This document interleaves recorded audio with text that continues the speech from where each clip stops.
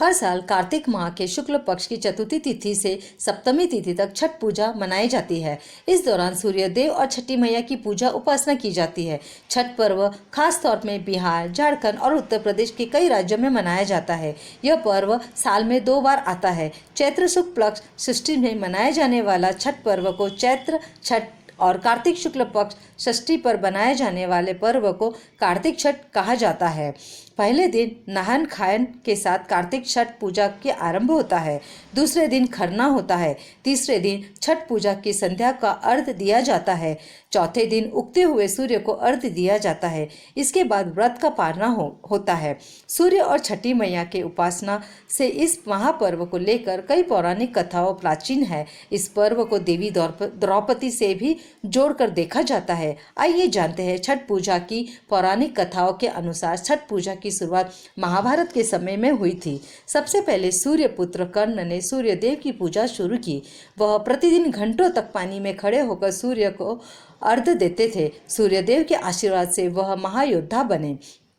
कुछ कथाओं में द्रौपदी ने भी छठ पर्व को जोड़कर देखा जाता है। मान्यता है कि जब पांडव जुए में अपना सारा राजपाट हार गए थे, तब माता द्रौपदी ने छठ व्रत रखा था। व्रत के पुण्य फलों से पांडवों को अपना राजपाट वापस मिल गया था। इस तरह से छठ व्रत को सुख समृद्धिदायक माना जाता है।